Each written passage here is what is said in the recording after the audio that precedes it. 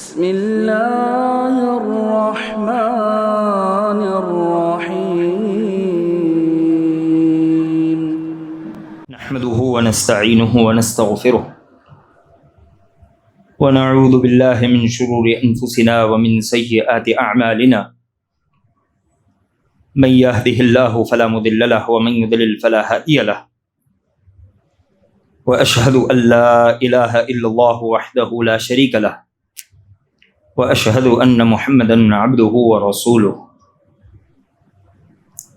يا ايها الذين امنوا اتقوا الله حق تقاته ولا تموتن الا وانتم مسلمون يا ايها الناس اتقوا ربكم الذي خلقكم من نفس واحده وخلق منها زوجها وبث منهما رجالا كثيرا ونساء واتقوا الله الذي تساءلون به والأرحام إن الله كان عليكم رقيبا يا أيها الذين آمنوا اتقوا الله وقولوا قولا سديدا يصلح لكم أعمالكم ويغفر لكم ذنوبكم ومن يطع الله ورسوله فقد فاز فوزا عظيما أما بعد فإن خير الحديث كتاب الله وخير الهدي هدي محمد صلى الله عليه وسلم وشر الأمور محدثاتها وكل محدثة بدعة وكل بدعة ضلالة وكل ضلالة في النار. حاضرین جمعہ، آج ہمارا موضوع ہے شرک کے مظاہر. شرک یہ توحید کی ضد ہے. توحید کہتے ہیں افراد اللہ سبحانہ وتعالی بما یختص به من الربوبیت والالوہیت والاسماء والصفات، کہ اللہ سبحانہ وتعالی کو ربوبیت، الوہیت اور اس کے اسماء و صفات میں اکیلا کرنا، خالص کرنا، ایک گرداننا. جو آدمی توحید کی ان تینوں صفات میں کسی صفت میں بھی کمی کرے، ان تینوں قسموں میں سے کسی قسم میں بھی کمی کرے، یا اللہ سبحانہ وتعالی کے ساتھ کسی اور کو شریک کرے، اسے مشرک کہا جائے گا. مشرک کا معاملہ بڑا خطرناک ہے.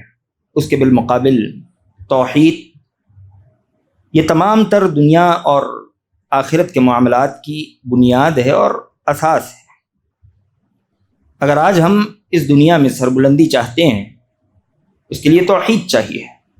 اللہ سبحانہ وتعالی نے کہا وعد اللہ الذین آمنوا منکم وعملوا الصالحات ليستخلفنهم في الارض كما استخلف الذین من قبلهم وليمكنن لهم دینهم الذی ارتضى لهم وليبدلنهم من بعد خوفهم امنا يعبدونني لا يشركون بی شیئا. اللہ نے کہا کہ اللہ تم میں سے ان سے وعدہ کرتا ہے جو ایمان والے ہیں، نیک عمل کرنے والے ہیں. وعدہ کیا کرتا ہے کہ وہ ضرور بالضرور تمہیں اس زمین کا خلیفہ بنائے گا، تمہیں یہ زمین عطا کرے گا، ویسے ہی جیسے اس نے تم سے پہلے لوگوں کو یہ زمین عطا کی ہوئی تھی. وہ تمہارے دین کو بھی غالب کر دے گا، تمہیں امن و امان بھی عطا کرے گا. لیکن اس آیت میں اللہ سبحانہ وتعالی نے ایک چیز کا مطالبہ کیا، یعبدوننی لا یشرکون بی شیئا. بس شرط یہ ہے کہ وہ میری عبادت کریں اور میرے ساتھ کسی اور کو شریک نہ بنائیں، کسی اور کو ہمسر، برابر یا حصے دار نہ سمجھیں. جیسے توحید اس دنیا میں ہمیں سربلندی عطا کرے گی، ویسے ہی یہ توحید موت کے وقت ہمیں ثابت قدمی بھی دے گی. اللہ نے کہا یثبت اللہ الذین آمنوا بالقول الثابت فی الحیات الدنیا وفی الآخرہ. اللہ سبحانہ وتعالی اہل ایمان کو قول ثابت کے ذریعے دنیا و آخرت میں ثابت قدمی عطا کیا کرتا ہے، انہیں مضبوط کیا کرتا ہے. امام طبری رحمہ اللہ علیہ کہتے ہیں القول الثابت ہوا شہادت اللہ الہ الا اللہ. قول ثابت یہ لا الہ الا اللہ کی گواہی ہے. جو انسان لا الہ الا اللہ کی گواہی دے، اس کے شرائط پر عمل کرے، اس کا حق ادا کرے، اللہ سبحانہ وتعالی موت کے وقت بھی اور موت کے بعد بھی اس انسان کی حفاظت کرتا ہے، موت کے فتنوں سے اس کی نجات ہوتی ہے، قبر کے عذاب سے، قبر کے فتنوں سے اس کی نجات ہوتی ہے، آخرت کی ہولناکیوں سے، آخرت کی تنگیوں سے، آخرت کی پریشانیوں سے اللہ سبحانہ و تعالی قول ثابت یعنی لا الہ الا اللہ کے ذریعے اس انسان کو مضبوط کرتا ہے، اس انسان کی حفاظت کرتا ہے۔ بلکہ قبر میں آسانیوں کا راستہ توحید ہی سے ہو کر گزرتا ہے۔ سب سے پہلا سوال بندے سے قبر میں جو کیا جائے گا وہ یہی ہوگا من ربک، یہ بتا تیرا رب کون ہے، تو کس کی عبادت کیا کرتا تھا۔ آدمی موحد ہوگا، اطمینان سے کہے گا ربی اللہ، میرا رب اللہ تھا، میں اسی کی عبادت کیا کرتا تھا، اس کے ساتھ کسی اور کو شریک نہیں بناتا۔ اگر آدمی موحد نہ ہو، شرک کے دلدل میں پھنسا ہو، وہ صرف ہائے ہائے کہتا رہ جائے گا۔ اور جب قیامت کا معاملہ ہوگا تو اللہ سبحانہ و تعالیٰ کے حضور قیامت کے دن ہمارے معاملات نبی علیہ السلام کی شفاعت کے ذریعے آسان بنائے جائیں گے، اور نبی علیہ السلام کی شفاعت ایک موحد ہی کو نصیب ہو سکتی ہے، وہ انسان جو شرک سے پاک ہو، شرک کی آمیزش، شرک کی غلاظتوں سے اپنی عبادتوں کو پاک و صاف رکھے۔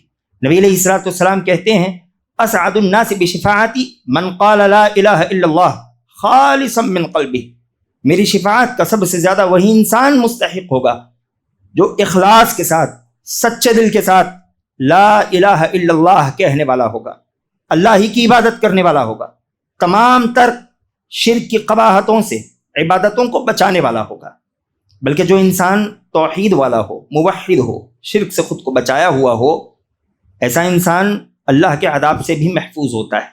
نبی علیہ السلام کہتے ہیں وَحَقُّ الْعِبَادِ عَلَى اللَّهِ أَلَّا يُعَذِّبَ مَن لَّا يُشْرِكَ بِهِ شَيْئًا، اللہ سبحانہ و تعالیٰ پر بندوں کا یہ حق ہے کہ اللہ ان کو عذاب نہ دے جو اس کے ساتھ شرک نہ کرتے ہوں، جو توحید پر عمل کرنے والے ہوں۔ اللہ ایسوں کو عذاب سے محفوظ رکھے گا۔ صرف عذاب سے محفوظ نہیں رکھے جائیں گے بلکہ موحدین جنت میں داخل کر دیے جائیں گے۔ نبی علیہ السلام نے کہا من قال لا الہ الا اللہ خالصا من قلبہ دخل الجنہ، جس انسان نے سچے دل کے ساتھ لا الہ الا اللہ کا اقرار کیا ہو، اس نے اس کے حقوق، اس کے شروط ادا کیے ہوں، ایسا انسان جنت میں داخل ہو جائے گا۔ اللہ سبحانہ و تعالی ایسے انسان کو جنت میں داخلہ دے گا۔ اس سلسلے میں امام ابو العز الحنفی رحمہ اللہ بڑی پیاری بات کہتے ہیں۔ آپ کہتے ہیں کہ وَاعْلَمْ أَنَّ التَّوْحِيدَ أَوَّلُ دَعْوَةِ الرُّسُلِ وَأَوَّلُ مَنَازِلِ الطَّرِيقِ وَأَوَّلُ مَقَامٍ يَقُومُ فِيهَا السَّالِكُ إِلَى اللَّهِ، یہ بات جان لو کہ توحید ہی تمام انبیاء علیہم السلام کی سب سے پہلی اور اصل دعوت رہی ہے۔ وَأَوَّلُ مَنَازِلِ الطَّرِيقِ، یہ راستے کی سب سے پہلی منزل ہے جس کا پار کرنا تم میں سے ہر انسان کے لیے ضروری ہے۔ وَأَوَّلُ مَقَامٍ يَقُومُ فِيهَا السَّالِكُ إِلَى اللَّهِ، اور یہ وہ مقام ہے جہاں سے سب سے پہلے بندہ اللہ سبحانہ و تعالیٰ کا تقرب حاصل کرتا ہے، جہاں سے سب سے پہلے بندہ اللہ سبحانہ و تعالیٰ کی راہ کی طرف آگے بڑھتا ہے، نکلتا ہے۔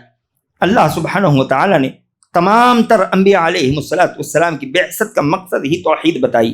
اللہ نے کہا وَلَقَدْ بَعَثْنَا فِي كُلِّ أُمَّةٍ رَسُولًا أَنِ اعْبُدُوا اللَّهَ وَاجْتَنِبُوا الطَّاغُوتَ، اللہ نے کہا ہم نے ہر قوم میں، ہر امت میں رسول بھیجا۔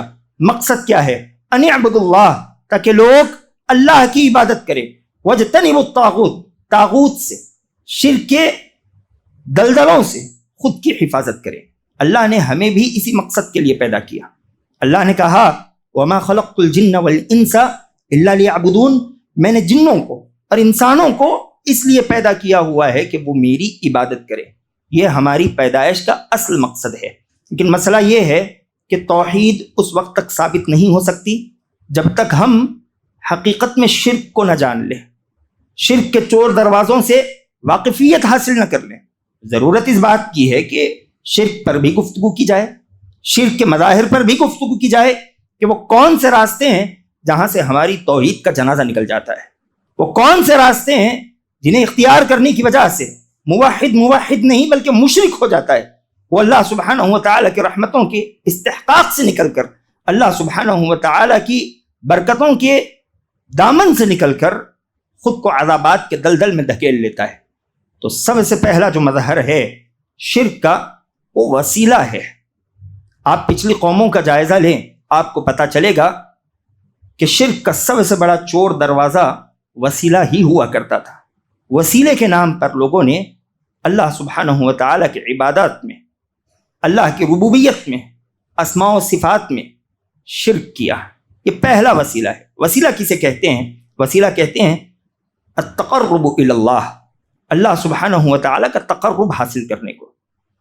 وسیلہ اصلاً غلط نہیں ہے، بلکہ شریعت اسلامیہ نے بھی وسیلے کو جائز قرار دیا، لیکن شریعت نے وسیلے کی صرف 3 قسمیں بتائی کہ ان 3 قسموں ہی سے تم اللہ سبحانہ و تعالیٰ کے قریب آ سکتے ہو، اللہ کا تقرب حاصل کر سکتے ہو۔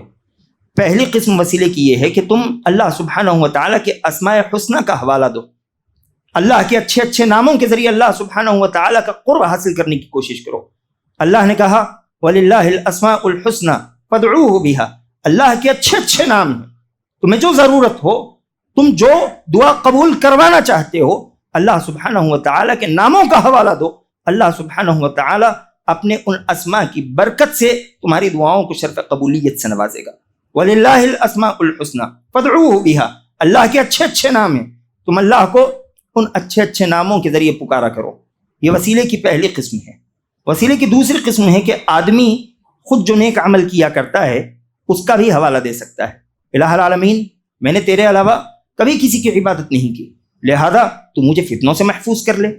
الہ العالمین، میں نے فلاں کام بس تیری رضا کی خاطر کیا ہوا تھا، اس کام کی وجہ سے الہ العالمین تو میری اس دعا کو قبول کر لے۔ غار والوں کی دعا آپ نے سن رکھی ہے کہ 3 لوگ غار میں تھے کہ غار کا ڈھکن بند ہو گیا، تینوں نے ایک ہی بات طے کی کہ نیک اعمال کا حوالہ دو، اللہ سے دعا کرو، اللہ سبحانہ و تعالیٰ دعا قبول کرے گا۔ تینوں نے نیک اعمال کا حوالہ دیا، اللہ سبحانہ و تعالیٰ نے غار کے منہ سے پتھر ہٹایا اور وہ تینوں کے تینوں باہر نکل آئے۔ وسیلے کی تیسری قسم ہے کسی نیک انسان سے دعا کی درخواست کرنا۔ اللہ کے نبی علیہ الصلوۃ والسلام سے صحابہ کرام رضوان اللہ تعالیٰ علیہم اجمعین دعاؤں کی درخواست کیا کرتے تھے۔ نبی علیہ الصلوۃ والسلام ان کی دعائیں اللہ سبحانہ و تعالیٰ کے حضور رکھتے۔ نبی علیہ الصلوۃ والسلام اللہ سبحانہ و تعالیٰ کے حضور ان لوگوں کے لیے دعا کیا کرتے تھے۔ خود نبی علیہ الصلوۃ والسلام نے عمر رضی اللہ تعالیٰ عنہ سے کہا تھا کہ جب اویس قرنی آئے تو ان سے دعا کروانا، اس لیے کہ اویس مستجاب الدعوات ہے، وہ جو دعا کرتا ہے اللہ سبحانہ و تعالیٰ اس کی دعا قبول کر لیا کرتا ہے۔ عمر رضی اللہ تعالیٰ نے اپنے دور خلافت میں اویس قرنی رضی اللہ تعالیٰ عنہ سے ملاقات کی تو ان سے دعا کروائی۔ نبی علیہ الصلوۃ والسلام کی وفات ہو گئی۔ عمر رضی اللہ تعالیٰ عنہ کے دور خلافت میں قحط پڑ گیا، بارش بند ہو گئی، لوگ پریشان ہوئے۔ عمر رضی اللہ تعالیٰ عنہ سے کہنے لگے کہ عمر استسقاء کروائیے، نماز پڑھوائیے تاکہ اللہ سبحانہ و تعالیٰ بارش نازل کر سکے۔ عمر رضی اللہ تعالیٰ نبی علیہ الصلوۃ والسلام کے چہیتے چچا عباس رضی اللہ تعالیٰ عنہ کے پاس پہنچتے ہیں، کہتے ہیں کہ عباس، جب نبی علیہ الصلوۃ والسلام کا دور ہوتا ہم اللہ کے نبی علیہ الصلوۃ والسلام سے گزارش کرتے، نبی علیہ الصلوۃ والسلام اللہ سے دعا کرتے، اللہ بارش دے دیتا، لیکن آج ہمارے اس معاشرے میں آپ سے زیادہ معزز کوئی نہیں، ہم آپ کو ہم میں کا سب سے بہتر انسان سمجھتے ہیں، لہذا ہم آپ سے گزارش کرتے ہیں کہ عباس آپ آئیے، اللہ سے دعا کیجئے تاکہ اللہ ہم پر بارش نازل کر دے۔ عباس بن عبد المطلب رضی اللہ تعالیٰ نے دعا کی، الغرض اللہ سبحانہ و تعالیٰ نے دعا قبول کی، بارش نازل ہوئی۔ بات یہ سمجھنے کی ہے کہ یہاں عمر بن خطاب رضی اللہ تعالیٰ عنہ نے عباس رضی اللہ تعالیٰ عنہ کی نیکی کا لحاظ رکھا، ان سے دعا کروائی۔ اگر یہاں سیدھے کسی انسان یا کسی آدمی کے نام کا وسیلہ اللہ کو دینا ہوتا تو خود عمر رضی اللہ تعالیٰ نبی علیہ الصلوۃ والسلام کا وسیلہ دے کر اللہ سبحانہ و تعالیٰ سے دعا کرتے، لیکن آپ نے ایسا نہیں کیا۔ کیوں نہیں کیا؟ اس لیے کہ یہ بات درست اور جائز نہیں ہے۔ وسیلے کی یہ 3 ہی قسمیں ہیں، اللہ کے ناموں کا وسیلہ، نیک عمل کا وسیلہ، یا کسی نیک انسان کی دعا کی گزارش کا وسیلہ۔ ان 3 وسیلوں کے علاوہ جس طرح کا بھی وسیلہ اختیار کیا جائے، یاد رکھیے وہ وسیلہ انسان کو شرک کے دلدل میں ڈھکیل دیا کرتا ہے۔ اور کفار و مشرکین کا سب سے بڑا مسئلہ یہی تھا کہ وہ اپنے جو داتاؤں کی، جو مورتیوں کی اور جو بڑوں کی پوجا کیا کرتے تھے وہ عبادت کے طور پر نہیں، بلکہ کہتے تھے لِيُقَرِّبُونَ إِلَى اللَّهِ زُلْفَىٰ مَا نَعْبُدُهُمْ، ہم ان کی عبادت نہیں کرتے، ہم ان کے سامنے نظر و نیاز چڑھاتے ہیں۔ کیوں چڑھاتے ہیں؟ مقصد یہی ہوتا ہے کہ بس یہ ہمیں اللہ کے قریب کر دیں، ہماری باتیں اللہ سبحانہ و تعالیٰ تک پہنچا دے۔ اور آج مسلمان بھی اسی طرح کے مسئلوں میں پھنسا ہوا ہے۔ یہ شرک کا بڑا مظہر ہے، اور اسی شرک کی وجہ سے، اسی یقین و اسی اعتقاد کی وجہ سے اللہ سبحانہ و تعالی نے قوموں کو تباہ و برباد کیا۔ آج جو انسان وسیلے کی ان 3 قسموں کو چھوڑ کوئی چوتھی قسم اختیار کرتا ہے تو اسے سمجھنا چاہیے کہ وہ شرک کے دلدل میں اپنا قدم داخل کر رہا ہے، جو اسے جہنم کے گڑھوں تک پہنچا دے گا۔ اسی طرح وسیلے کی باطل قسموں میں، باطل مظاہر میں ایک مظہر یہ بھی ہے کہ آدمی اللہ سبحانہ و تعالیٰ کے حضور کسی کے حق کا وسیلہ دیتا ہے۔ اے اللہ، نبی علیہ السلام کا تجھ پر حق ہے، نعوذ باللہ، اللہ پر کسی کا حق نہیں ہوا کرتا، علی کا حق ہے، فاطمہ کا حق ہے، حسنین کا حق ہے۔ اس طرح کے بھی حقوق کے وسیلے دیے جاتے ہیں، یا اللہ سبحانہ و تعالیٰ کے سامنے کسی کے مرتبے کا تذکرہ کیا جاتا ہے۔ یہ تمام تر معاملات بڑے خطرناک ہیں، اور ان مرتبوں کے وسیلوں میں خاصتاً نبی علیہ السلام کا نام آتا ہے، پنجتن پاک کا نام آتا ہے، شیخ عبد القادر جیلانی رحمہ اللہ علیہ کا نام آتا ہے۔ یہ سمجھ لینا چاہیے کہ یہ بھی نیک لوگ ہیں، لیکن قوم نوح تباہ ہوئی تھی تو اپنے نیک لوگوں کے وسیلوں کے حوالے ہی سے تباہ ہوئی تھی۔ مکہ کے کفار و مشرکین پر اللہ سبحانہ و تعالیٰ نے جو پھٹکار نازل کی، اس کی بڑی وجہ یہی تھی کہ انہوں نے اپنے معزز اور بزرگوں کو اللہ کے حضور وسیلے کے طور پر پیش کیا، وہ مشرک ہو گئے۔ اگر آج ہم بھی وہی حرکت کرتے ہیں تو اس میں کوئی دو رائے نہیں ہے کہ ہم بھی مشرک ہو جائیں گے، ہم پر بھی ویسی ہی لعنت ہوگی، ویسی ہی پھٹکار ہوگی جو پھٹکار اللہ سبحانہ و تعالیٰ نے دوسرے مشرکوں پر نازل کی ہوئی ہے۔ اسی طرح غیر موجود لوگوں سے دعا کرنا، یہ شرک کے مظاہر میں سے ایک بدترین مظہر ہے۔ جو موجود نہ ہو، موجود 2 اعتبار سے ہوتے ہیں، ایک زندگی کے اعتبار سے اور جو ایک ہمارے سامنے ہو۔ ہم دوسروں سے سوال نہیں کر سکتے جو قادر نہ ہو، سوال صرف اور صرف اللہ سبحانہ و تعالیٰ ہی سے ہو سکتا ہے۔ ہاں، انسانوں سے جو ہم سوال کرتے ہیں وہ 3 شرطوں کے ساتھ کرتے ہیں۔ پہلی شرط یہ کہ وہ حی یعنی زندہ ہو، دوسری شرط یہ کہ وہ موجود ہو، ہمارے سامنے ہو، تیسری شرط یہ کہ وہ قادر ہو، ہماری اس پکار کو، ہماری اس طلب کو پورا کرنے پر قدرت رکھتا ہو۔ مثال کے طور پر مجھے پیاس لگ گئی، میں نے آپ سے کہہ دیا کہ مجھے پانی پلا دیجیے، آپ میرے سامنے ہیں، آپ زندہ ہیں، آپ مجھے پانی پلانے پر قدرت رکھتے ہیں، یہ شرک نہیں ہوگا۔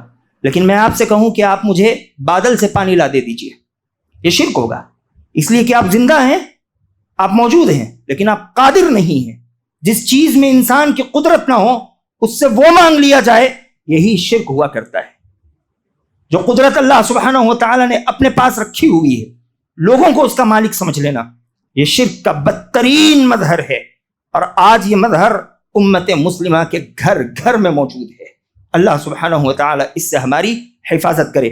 کسی کو مشکل کشا سمجھ لینا، کسی کو حاجت روا سمجھ لینا، کسی کو داتا کہہ دینا، کسی کو اولاد دینے والا سمجھنا، کسی کو بگڑی بنانے والا سمجھنا، یہ امت مسلمہ کے گھر گھر میں پائی جانے والی بیماری ہے۔ اسی طرح شرک کے مظہروں میں سے ایک بدترین مظہر یہ بھی ہے کہ آدمی قبروں کو سجدگاہ بنا لے۔ نبی علیہ السلام نے ایسوں پر لعنت کی۔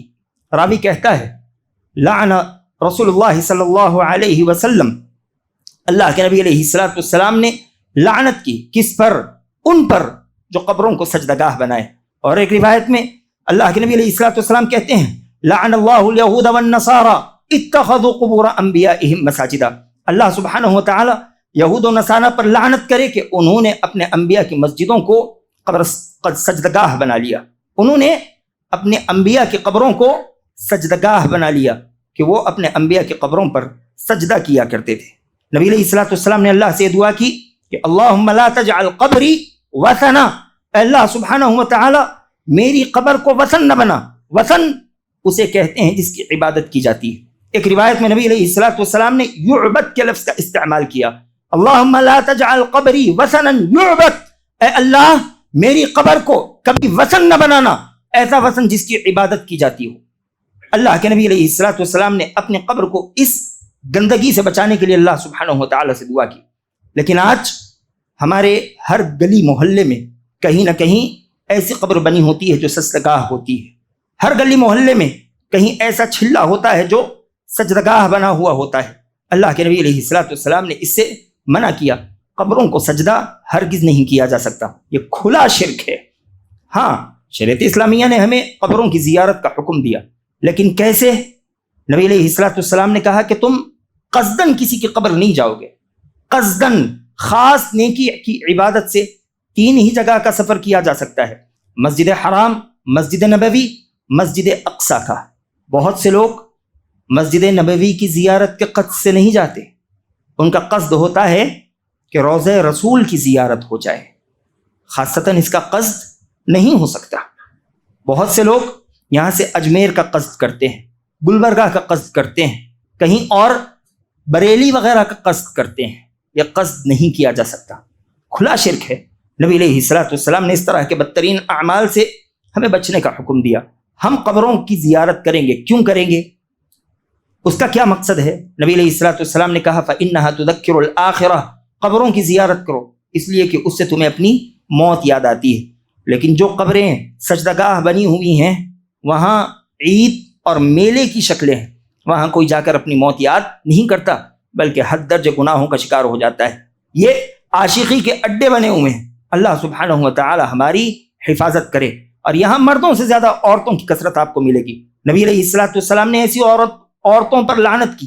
آپ علیہ الصلوۃ والسلام نے کہا لعن اللہ زوارات القبور، اللہ ایسی عورتوں پر لعنت کرے جو زیادہ کثرت سے قبروں کی زیارت کیا کرتی ہیں۔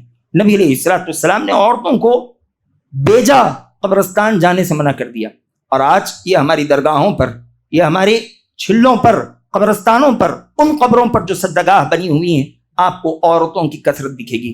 ابھی کچھ روز قبل ہم نے کسی ایک بیریلی عالم کی ویڈیو سنی، اس نے کہا کہ اگر قبروں سے 2 چیزیں ہٹا دی جائے تو یہ قبرستان اور یہ درگاہیں ویران ہو جائیں گی۔ پہلی چیز، وہاں سے چندے کے ڈبے ہٹا دیے جائیں۔ دوسری چیز، وہاں عورتوں کی آمد پر پابندی لگا دی جائے، پھر دیکھو ایسی درگاہوں پر کوئی نہیں بھٹکے گا۔ تو یہ قبرستانیں، یہ درگاہیں، یہ عورتوں کی وجہ سے آباد ہیں، یہ ان کی وجہ سے سجدہ گاہ بنی ہوئی ہیں۔ اور نبی علیہ الصلوۃ والسلام نے ایسی عورتوں پر لعنت کی، ان پر پھٹکار کی کہ بلا ضرورت تم قبرستان نہ جایا کرو۔ اور ہم بھی جب قبرستان پہنچے تو خود کی موت کو یاد کرنے کے لیے، اور دوسرا مقصد یہ کہ جو قبر میں پڑا ہے اس کی مغفرت کی دعا کرنے کے لیے، اسے ہماری دعاؤں کی ضرورت ہے۔ نبی علیہ الصلوۃ والسلام نے کیا کہا کہ جب انسان مر جائے تو اس دنیا سے عمل کا سلسلہ منقطع ہو جاتا ہے، سوائے 3 چیزوں کے۔ 3 چیزوں میں سے ایک چیز یہ کہ کوئی پیچھے والا اس کے لیے دعا کرے تو اللہ سبحانہ و تعالیٰ اس کی دعا سے اس پر رحم کرتا ہے۔ تو انہیں ہماری دعاؤں کی ضرورت ہے، ہم ان کے پاس پہنچ جائیں، ان سے پکاریں، اور ایسی پکارے جو وہ کبھی سن ہی نہیں سکتے۔ اللہ سبحانہ و تعالیٰ نے کہا ان کی مثال ایسی ہے کہ پانی کے سامنے اپنے دونوں ہاتھ پھیلائے کھڑے ہیں، منہ کھولے کھڑے ہیں، اور بار بار چیخ رہے ہیں اور کہہ رہے ہیں کہ پانی میرے منہ میں آ جائے۔ اللہ کہتا ہے کہ کبھی پانی ان کے منہ میں نہیں آ سکتا۔ جیسے ہاتھ کے پھیلائے خالی کھڑے رہنے سے پانی منہ میں نہیں آ سکتا، پیاس نہیں بجھ سکتی، ویسے ہی ان قبروں میں پڑے لوگوں سے مانگنے کی وجہ سے کبھی ہماری حاجتیں پوری نہیں ہو سکتی۔ اسی طرح شرک کے مظاہر میں سے ایک بدترین مظہر ہے کسی بھی چیز کو بابرکت سمجھ لینا، کسی بھی چیز کو متبرک سمجھنا۔ اور آج یہ تبرک کا سلسلہ حد درجے پھیل چکا ہے۔ کسی بھی چیز کو آدمی بابرکت سمجھ لیتا ہے بغیر کسی دلیل کے۔ چیزیں بابرکت ہوتی ہیں، لیکن کسی بھی چیز کے بابرکت ہونے میں 3 شرطیں ہیں۔ پہلی شرط کہ اس چیز کے بابرکت ہونے کی دلیل ملے، دوسری شرط اس کی برکت کے استعمال کا طریقہ نبی علیہ الصلوۃ والسلام نے بتایا ہو، اور تیسری شرط آپ یہ یقین رکھیں کہ اس میں جو برکت ہے وہ اللہ کی جانب سے بھیجی گئی ہے، اس چیز کا اس میں کوئی کمال نہیں ہے۔ مثال کے طور پر زمزم کے سلسلے میں اللہ کے نبی علیہ الصلوۃ والسلام نے کہا انہا مبارکہ، زمزم کا پانی یہ بڑا مبارک ہے۔ انہا طعام طعم وشفاء سقم، نبی علیہ الصلوۃ والسلام نے کہا جو انسان اسے کھانے کے طور پر استعمال کرنا چاہتا ہے اس کے لیے بہترین غذا ہے، جو انسان بیماری مکمل کرنے کے لیے اسے پینا چاہتا ہے اس کے لیے اس پانی میں اللہ سبحانہ و تعالیٰ نے شفا رکھی ہوئی۔ دلیل مل گئی کہ زمزم کا پانی بابرکت ہے۔ استعمال کا طریقہ بھی ویسے ہی ہو جیسے نبی نے بتایا۔ نبی علیہ الصلوۃ والسلام نے کہا ماء زمزم لما شرب، زمزم کا پانی تم جس نیت سے پیو گے اللہ سبحانہ و تعالیٰ ویسا معاملہ تمہارے ساتھ کرے گا۔ شفا کے لیے پیو گے اللہ تمہیں شفا دے گا۔ پینے کا طریقہ نبی علیہ الصلوۃ والسلام نے بتایا۔ بعض روایتوں میں سر پر ڈالنے کا بھی ثبوت ملتا ہے، ٹھیک ہے آپ پیجئے یا جسم پر لگائیے، یا جہاں آپ کو تکلیف ہو وہاں لگائیے، دلیل ملتی ہے۔ یہ دلیل ہے استعمال کے طریقے کی۔ اگر آپ زمزم کے پانی کو بوتل میں بھر کر گلے میں لٹکا لیں تو یہ کبھی آپ کے لیے بابرکت نہیں ہوگا۔ گھر کے کسی دیوار یا کونے پر رکھ دے، یہ کبھی آپ کے لیے بابرکت نہیں ہوگا۔ کیوں؟ کیونکہ آپ نے طریقہ بدل دیا۔ پانی بابرکت ہے لیکن استعمال کا طریقہ بھی نبی علیہ الصلوۃ والسلام کے طریقے کے مطابق ہونا چاہیے۔ تیسری چیز، اگر آپ پیتے بھی ہوں تو یہ یقین رکھیں کہ اس میں اس کا کوئی کردار نہیں، اس میں برکت اللہ سبحانہ و تعالی ہی کی جانب سے نازل ہوتی ہے۔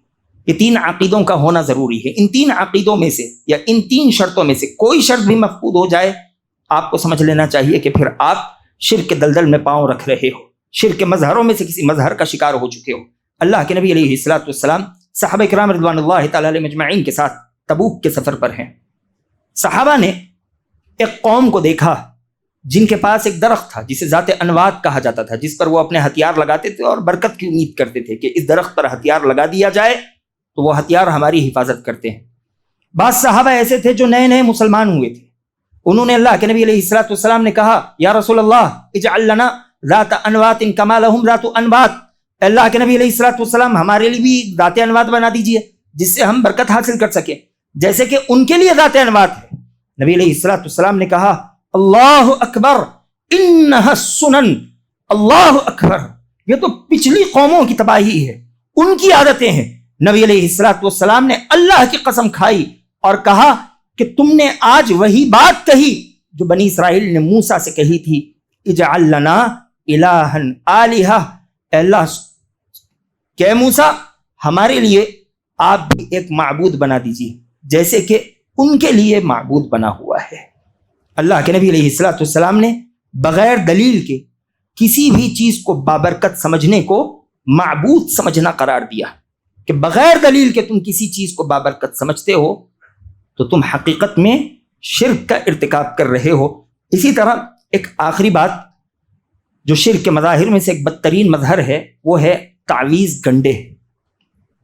تعویذ گنڈوں کا بڑا عجیب معاملہ ہے۔ آدمی دھاگا اپنے گلے میں باندھ لے اور اس پر یقین رکھے، اس سے بڑی بیوقوفی اور کیا ہو سکتی ہے۔ نبی علیہ الصلوۃ والسلام نے تعویذ کے سلسلے میں کہا، من علق تمیمۃ فقد اشرک، جس کسی نے تعویذ لٹکائی گویا کہ اس نے شرک کیا۔ نبی علیہ الصلوۃ والسلام نے شرک سے پہلے لفظ قد کا استعمال کیا۔ قد عربی میں تاکید کے لیے آتا ہے، معنی یہ بھی ہو سکتا ہے من علق تمیمۃ فقد اشرک، جس کسی نے تعویذ لٹکائی لہذا اس نے یقیناً شرک کیا۔ یہ یقین کا معنی دیتا ہے، تحقیق کا معنی دیتا ہے۔ اور ایک روایت میں اللہ کے نبی علیہ الصلوۃ والسلام نے کہا، من علق تمیمۃ فلا اتم اللہ لہ ومن علق ودعۃ فلا ودع اللہ لہ، جس انسان نے تعویذ لٹکائی اللہ سبحانہ و تعالی اس انسان کو کبھی شفا نہ دے، اللہ ایسے انسان کو شفا سے محروم کر دے۔ اور جو انسان اپنے گلے میں سیپی لٹکائے یا کہیں بھی سیپی لٹکائے، نبی علیہ الصلوۃ والسلام کہتے ہیں فلا ودع اللہ لہ، اللہ سبحانہ و تعالی ایسے انسان کو کبھی خوشی نہ دے، ایسے انسان کو اللہ سبحانہ و تعالی پریشان کر دے۔ یہ نبی علیہ الصلوۃ والسلام کی بد دعا ہے۔ ہم ان تمام باتوں کو ایک جگہ جمع کریں تو ہمیں معلوم ہوگا کہ شرک کے یہ دروازے، شرک کے یہ مظاہر، یہ 2 چیزوں سے نکل کر آتے ہیں۔ کسی بھی قوم میں جو شرک پیدا ہوا اس کی 2 وجوہات تھی، اور اگر ان وجوہات کو خاص کسی 2 قوموں میں دیکھنا چاہیں تو ہمیں ایک قوم نوح کی نظر آئے گی اور ایک قوم ابراہیم کی نظر آئے گی علیہم الصلوۃ والسلام۔ نوح علیہ الصلوۃ والسلام کی قوم کا شرک اپنے بزرگوں کو بابرکت سمجھنے کی وجہ سے تھا، جسے بالفاظ دیگر ہم شخصیت پرستی بھی کہیں کہیں کہہ دیتے ہیں۔ قوم نوح اپنے بزرگوں کو بابرکت سمجھتی تھی، اپنے بزرگوں کا احترام کرتی تھی۔ شروعات میں ان کی نیتیں درست تھیں، لیکن احترام میں جب انہوں نے غلو کرنا شروع کیا تو انہوں نے اللہ سبحانہ و تعالیٰ کی تعلیمات کو پیچھے ڈال دیا اور اپنے بزرگوں کی باتوں کو آگے بنا دیا، یہاں تک کہ آگے چل کر آنے والی نسلوں نے ان بزرگوں کی عبادت شروع کر دی۔ اور آج بھی ہم دیکھیں کہ امت مسلمہ میں بھی جو شرک کے اڈے پیدا ہو چکے ہیں، ان کی بڑی وجہ یہی ہے کہ وہ شخصیت پرستی کی وجہ سے پیدا ہوئے ہیں۔ لوگ اپنے بڑوں کو اللہ سبحانہ و تعالیٰ اور نبی علیہ السلام پر مقدم کرنے لگے ہیں۔ پہلے تو وہ ان کی عبادت سے خوش ہوتے ہیں، وہ ان کے علم سے خوش ہوتے ہیں، ٹھیک ہے، لیکن آگے چل کر ان کی وہ خوشی ان کے علم سے اور ان کی عبادت سے نہیں ہوتی، بلکہ ان کی شخصیت سے جڑ جاتی ہے۔ جب یہ خوشیاں، جب یہ محبتیں شخصیات سے جڑ جائے تو آگے چل کر وہ سامنے والے کی ہر بات کو اصل سمجھنے لگتے ہیں، دلیل سمجھنے لگتے ہیں، اور اسی کی بات پر عمل کرتے ہیں، صحیح و غلط کی تمیز نہیں کرتے۔ یہ بڑی وجہ ہے قوموں میں شرک کے پیدا ہونے کی، کہ آدمی شخصیت پرستی میں لگ جائے، ایک کو پکڑے، نہ اس کی غلطی دیکھے، نہ اچھائی کی دلیل تلاش کرے، بلکہ آدمی آنکھ بند کر اس کی ہر بات کو قبول کرنے کی کوشش کرے۔ ہاں، جس قوم میں یہ چیز شرک تک نہ پہنچے تو کہیں نہ کہیں قوموں کے اختلاف میں ضرور پہنچتی ہے۔ اور آپ دیکھیں اخوان المسلمین کا جو مسئلہ ہے، یا اسی طرح خوارج کے جو مسائل ہیں، ان کے پاس یہ بیماری ذرا زیادہ پائی جاتی ہے کہ وہ شخصیات کو پکڑ کر اصل دلیلوں کو پیٹ پیچھے ڈالتے ہیں اور شخصی باتوں کو لے کر اندھا دھن اختلافات کا شکار ہو جاتے ہیں۔ اللہ سبحانہ و تعالیٰ اس سے ہماری حفاظت کرے۔ اس میں افراط و تفریط ہر دو پہلوؤں سے خود کو بچانے کی ضرورت ہے۔ بہت سے اہل حدیث اور بہت سے موحدین شخصیت پرستی کی مخالفت کرتے ہیں، لیکن کہیں نہ کہیں ان کی مخالفتیں شخصیات کی بدتمیزیوں تک پہنچ جاتی ہے۔ یہ بھی نہیں ہونا چاہیے۔ شخصیت پرستی نہ ہو، لیکن اس کا مطلب یہ نہیں کہ آپ سامنے والے کو ذلیل کر دو۔ سامنے والے کا احترام ہو، لیکن اس کا مطلب یہ بھی نہیں کہ آپ ان کی شخصیت پرستی میں لگ جاؤ، ان کی پرستش کرنے لگ جاؤ۔ قرآن و حدیث کی ساری باتیں آپ اپنی پیچھے ڈال دو۔ آپ کے سامنے قرآن و حدیث کی دلیلیں ہونی چاہیے۔ نبی علیہ السلام نے اپنی شخصیت کو سامنے رکھتے ہوئے اپنی شخصیت کے ساتھ ہونے والے تعامل کا تذکرہ کیا اور بتایا کہ تمہیں میرے ساتھ کیسا معاملہ رکھنا چاہیے۔ نبی علیہ السلام نے کہا لا تطرونی کما اطرت النصارى عیسی بن مریم، تم میرے ساتھ وہ معاملہ مت کرو جو معاملہ عیسائیوں نے عیسیٰ بن مریم کے ساتھ کیا تھا۔ میں اللہ کا بندہ ہوں، تو مجھے اللہ کا بندہ اور اس کا رسول کہا کرو، یہی بات میرے لیے کافی ہے۔ نبی علیہ السلام نے اپنی شخصیت کے متعلق کیسا تعامل ہو یہ بات بھی ہمیں سکھائی۔ تو جب ہم اللہ کے نبی علیہ السلام کی شخصیت میں غلو نہیں کر سکتے تو پھر اوروں کی شخصیت میں غلو کیسے کر سکتے ہیں؟ اور جو شرک کی دوسری بڑی وجہ ہے یا دوسرا بڑا مظہر ہے، وہ ہے چیزوں کے ساتھ اللہ سبحانہ و تعالیٰ کی ذات میں شرک کرنا۔ یہ قوم ابراہیم کا معاملہ تھا، وہ چیزوں میں شرک کیا کرتے تھے۔ وہ چاند، ستارے، سورج، ان کو معبود بنائے ہوئے تھے۔ قوم نوح انسانوں کو معبود بنائی ہوئی تھی، اور قوم ابراہیم یہ چیزوں کو معبود بنائی ہوئی تھی۔ جتنے بھی شرک کے مظہر ہیں وہ تمام کے تمام شرک کے مظہر ان دو میں سے کسی ایک قسم سے جڑے ہوئے ہیں، یا تو اس کا تعلق چیزوں سے ہوتا ہے یا پھر اس کا تعلق انسانوں سے ہوتا ہے۔ الغرض یہ شرک کے مظاہر آپ کے سامنے بیان کیے گئے، وجہ یہی ہے کہ تذکیر ہو جائے، ہر طرح کے شرک کے دلدل اور برائی سے خود کی حفاظت ہو جائے۔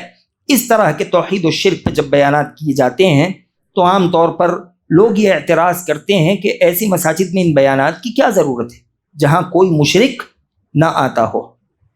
ابراہیم علیہ السلام کو بھی اللہ سے یہ دعا کرنے کی کوئی ضرورت نہیں تھی کہ اے اللہ میری اولاد میں کبھی شرک پیدا نہ کرنا، لیکن انہوں نے یہ دعا کی۔ کیوں؟ اس لیے کہ یہی ہماری زندگی کا اصل ہے، تذکیر ہونی چاہیے بار بار، تاکہ توحید مضبوط ہو جائے اور شرک کے دلدل سے ہر اعتبار سے ہماری حفاظت کرنے لگ جائے۔ نبی علیہ السلام 13 برس تک مکہ کی دور حیات میں آپ توحید کی دعوت دیتے رہے، لوگوں کو شرک کی قباحتوں اور شرک کے دلدل سے بچاتے رہے، بلکہ بارہا ان موضوعات پر گفتگو ہونی چاہیے۔ باقی جو باتیں ہوں گی آئندہ بیان کی جائیں گی۔ دعا ہے کہ اللہ العالمین جو باتیں کہی گئی ہیں سمجھتے ہوئے اس پر عمل کرنے والا بنا۔ آمین۔ وآخر دعوانا الحمد للہ رب العالمین۔